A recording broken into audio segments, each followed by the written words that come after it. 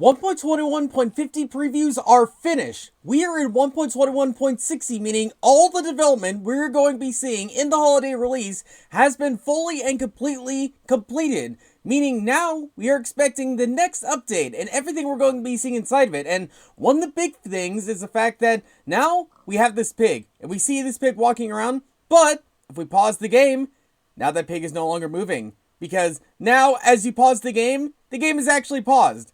That's such a niche thing that has not been in the game for whatever reason. But now as this one preview, the game actually pauses when you actually pause the game in single player worlds. I mean, what? Bedrock has been around since 2017 or something like that. And ever since then, the game never pauses when you actually pause the game. Until today. Until this preview.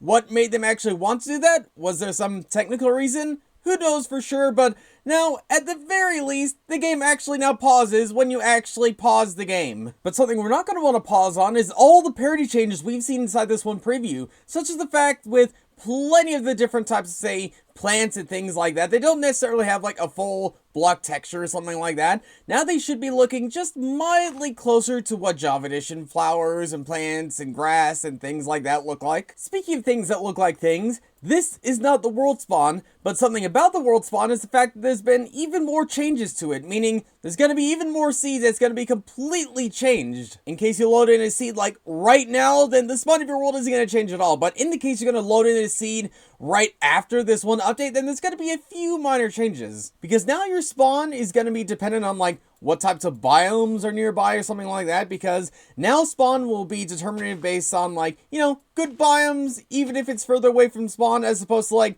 bad biomes that's actually closer to spawn. If that doesn't make much sense, then let me just give you a quick example. Let's assume in the current version you spawn on like a gravelly hill or something like that, or like in the middle of an ocean or something along those lines.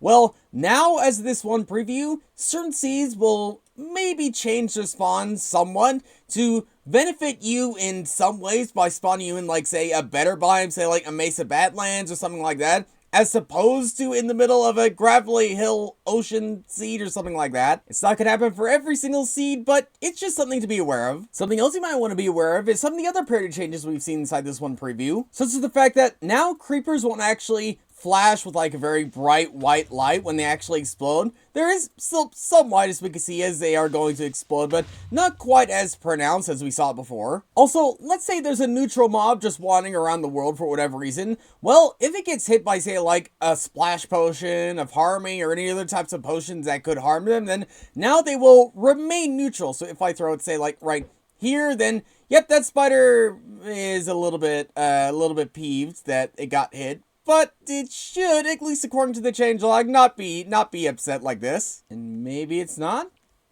Maybe? Are you not mad at me?